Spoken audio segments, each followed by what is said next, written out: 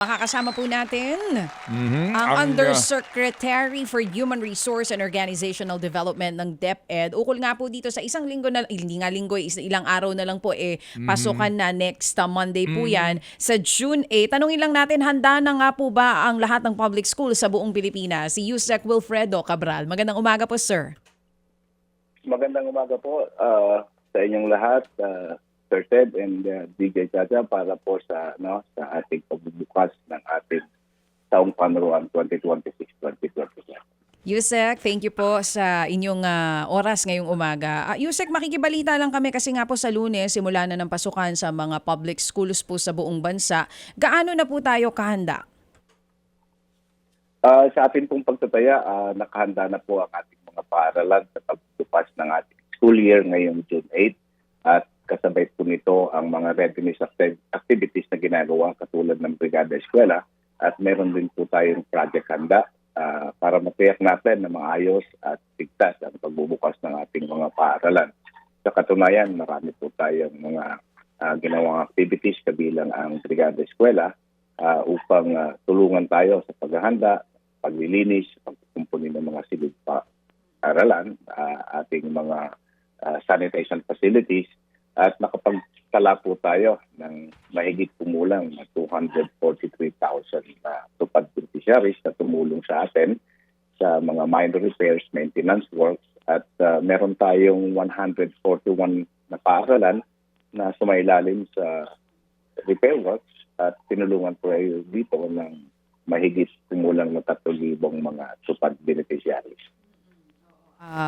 Sabi nyo nga po, handa na tayo, nagbrigada eskwela na tayo. Pero kapag sinabi po natin yung salita na handa, paano po ba yung, kasi may mga bagong policies na ipatutupad po ang DepEd ngayong taon. Kumusta po ba? Handa na po ba tayo doon? And kamusta ang classrooms natin?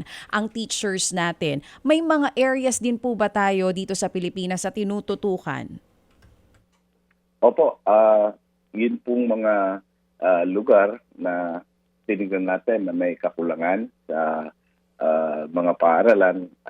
Aminado naman po tayo na sa kasalukuyan meron pa tayong mga naipon na mga classroom backlogs at naibaba na natin sa 144,765 at patuloy naman po ang ating pakikipag-ugnayan sa pangunguna po ng ating sekretary at ng ating kasalukuyang administrasyon si PBBM na maipatupad po ang ating patuloy na paghahanda at pagsasaayos ng ating mga paaralan. May rin po nating tinututukan yung mga lugar na tinamaan ng mga kalamidad at ito po ay binigyan natin ng mga paunang pagbibigay ng mga pasilidad, kasabay po dito yung mga tinatawag nating learning continuity spaces para mayroong masisilungan at mapagdadausan ng klase ang ating mga paaralan. Sabi niyo po na ibaba na natin sa 144,000 yung kakulangan natin sa classroom sa buong bansa. Pero pag pinakinggan natin kung gaano kadami yun, marami pa rin po yun, sir. Pero let's tignan natin kung bago ba matapos yung term po ng Pangulong Marcos Jr., makukumpleto po natin itong mga classrooms na ito. Sa teacher side po, kamusta po ang empleyo ng mga teachers natin sa buong Pilipinas? Ano usually ngayon ang ratio po sa mga estudyante at sa teacher? Pinapanatili po natin yung ating planning parameters na maibigay natin yung 1:45 sa mga higher grade levels at sa senior high school is 1:40. At meron na po tayong kabuuan ngayon na 899,000 teachers para tugunan yung pangangailangan. Na-aprobahan na din po natin at naibigay na ang panibagong mga teaching items na 32,960 at kasalukuyan pong nadi-deploy ang ating mga division offices ng mga dagdag na guro sa mga eskwelahan na merong pangangailangan. 899,000 po as of now yung teachers na meron tayo ngayon sa public schools. Yes po. Oo. Yes po ang ating bilang sa ngayon. Ilan po ang kinuhang mga bagong teachers ngayong taon? At dito po sa 3-term system na meron tayo, gaano kahanda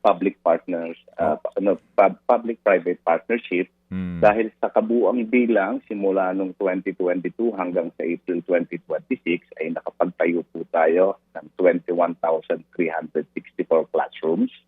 At tinataya natin na sa taong ito, sa ilalim ng DPWH ay meron tayong 9,000 at for PSIP3 ay makagawa po ng 16,000 classrooms. Oh, so ilan po yung backlog, sir? Please, again? 144 po sa kasalukuyan. 1,000. 1,000. Opo. Yes, opo. 144,000 ang backlog nito. And impossible ito na ma-accomplish nga po na backlog sa remaining 2 years ng ating pong kasalukuyang dispensation. So, sa teachers po, ilan po ang backlog po natin, sir?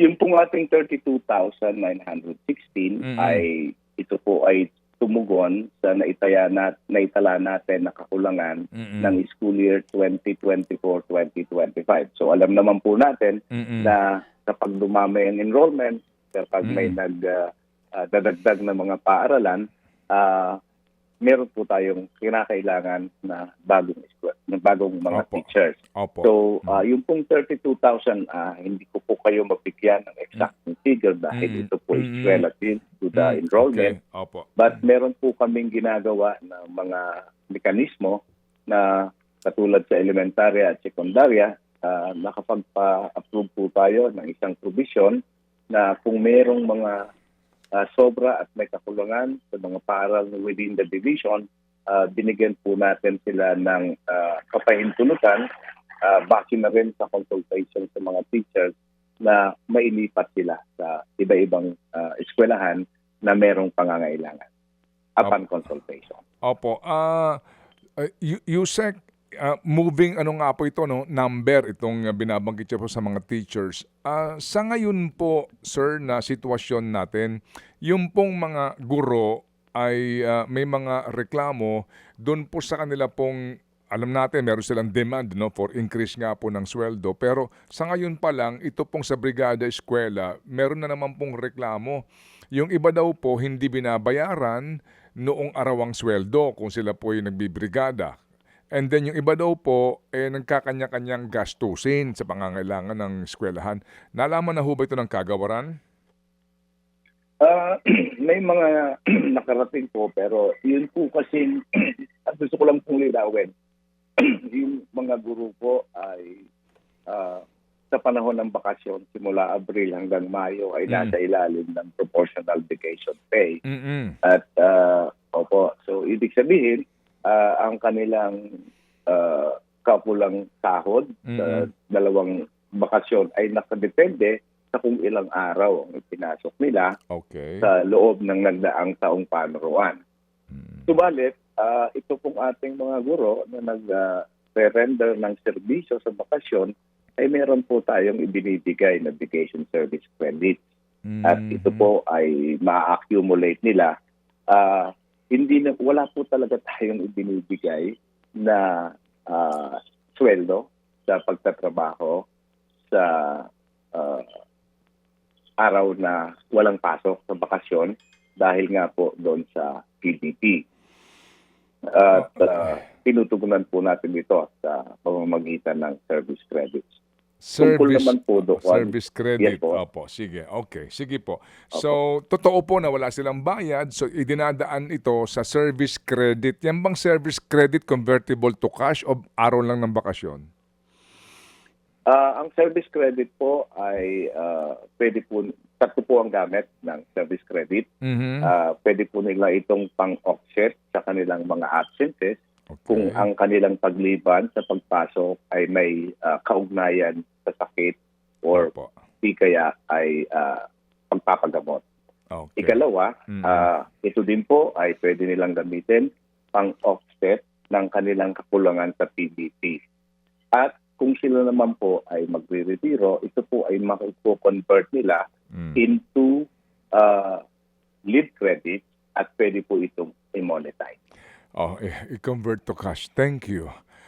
Opo. So, Yusek, pasukan na po sa Lunes, ito ho bang late enrollees, ano ba ang panuntunan po doon sa mga transferees, late enrollees at requirement sa pagpapa-enroll sa bata? Please, pakibilis-bilisan lang po.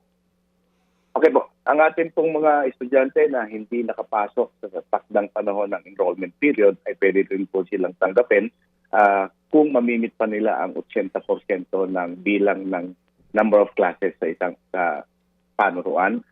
O di kaya naman ay hindi na mas lalagpas pa sa pagkakaroon ng second summative test sa term 1. Kumbaga, So, may- opo, pwede pa po sila pumasok. may hangganan po yung late enrollee kasi nga baka maiwan na po ng klase, ano po, Yusek, no? Opo, tama Okay. po yan. Okay, Kasi sige. magiging kawawa din ng mga bata. Opo. And then yung requirements po, again, may mga kasi humihingi pa ho ng birth certificate eh. Ang ating pong panuntunan dyan, polisiya natin, hindi po dapat maging hadlang ang availability ng mga birth certificate at Opo. mga card sa pagpa-enroll. Hanggat nandiyan ang bata, pwede pumasok, pwede silang tanggapin at hintayin ang pagsumite ng mga requisitos na ito habang sila ay pumapasok na po. Okay. So meaning, pwede po magpa-enroll yung magulang kasama yung bata, mag-fill up ng form kung ano man. Basically po, kahit na walang dalang dokumento itong batang ito, dapat tanggapin. Opo, malinaw po at klaro ang Okay. instruksyon ng ating secretary. Opo. Sige. Pangalawa po, yung bayarin, sir. Itong mga sinisingil po, mga PTA, mga Girl Scout, Boy Scout, etc. Yung mga ganun pong usapin po. Nananatili pong voluntaryo ang dahil malinaw po ang ating posisyon sa no collection policy at hindi rin po ito dapat maging hadlang sa kanilang pagpasok. So yung klaro po yan, ha? Walang dapat sinisingil, voluntaryo po ito, hindi magiging hadlang sa enrollment po ng bata. Sir, yung, Tama po, yung sir. uniforme po ng mga bata, sir. Kung may mga lugar po kasi, particular po yung mga last mile schools, di ba kung tawagin, yung uniforme po ng bata, paano po? Sa uniforme po, wala din po tayong prescribed na uniform. At as long as nakakapasok sila, malinis, at hindi po tayo nagbigay na dapat sila ay merong uniforme na sa pagpasok. Opo, klaro yan. Pero dito nga po sa kalungsuran, required po na mag-uniforme yung mga bata, pero hindi po yan maaaring dahilan para hindi po papasukin yung bata kung di naka-uniform, di po ba? Tama po, tama po. Opo, klaro yan. Last mile school, sir, ilan po ang natin kakulangan? Please, last na lang po ito. Sa last mile school po ay meron pa po tayong naiwan na 8,000 na mahigit na mga eskwelahan na kailangan pa po nating dagdagan ng mga silid-aralan. 8,000 pa mahigit. So, ibig sabihin, napakaraming mga lugar na malalayo na as in, wala pa pong classroom. Ano po? Sa kasalukuyan po ay nasa makeshift classrooms po sila. Makeshift. Pero, opo, nakipag-ugnayan po tayo sa mga CSOs at sila po ang ating hinihinga ng tulong na maipaabot ang pagpapatayo ng classrooms sa mga malalayong lugar. Pahabol na lang po na talagang katanungan, Yusek, yung postponement ng klase, ngayon pong tag-ulan na naman, na kanino ho ba ang poder para po mag-suspend na klase dahil masama ang panahon? Naglagay na po tayo ng bagong polisiya dyan at atin pa pong nire-revisa. Pero ito po ay nakabase pa rin at nakapag-ugnayan tayo sa mga lokal na pamahalaan para masigurado na angkop ang pagsuspende ng ating mga klase base sa sitwasyon sa mga lugar. So LGU pa rin po susundin, ano po? Opo. LGU, bawat LGU. Pero yung pong superintendent o yung pong principal, may kapangyarihan to suspend din kung gusto nila. Yes po, naglagay din po kami kasi meron po tayo mga granular na suspension dahil hindi naman, magkakaiba naman po ang sitwasyon. At kung talagang ang pag-uusapan ay safety ng bata, kailangan merong desisyon ang superintendent. Opo. Sige, siya po klarong-klaro. So, Yusek Wilfredo Cabral, thank you po for clarifying ito pong mga isyong ito. Napaka-importante, lalo na sa mga late enrollees at mga magulang po na nahihirapan sa pangangailangan ng kanilang mga anak. Salamat po, Yusek. Maraming salamat po at magandang umaga po muli sa inyong lahat at sa lahat ng tagapakinig. Opo, Godspeed. Mga kapatid, patuloy po kayong tumutok sa 105.9 True FM para sa totoong balita, impormasyon, music and entertainment. Mag-subscribe sa aming YouTube channel at podcast at sundan nyo kami sa Facebook, Instagram, X at TikTok sa True Network PH. Bisitahin din po ang aming official website, truefm.ph. At panoorin din kami sa True TV Signal, Channel 19. Kami po ang 105.9 True FM. Laging true sa'yo, kapatid.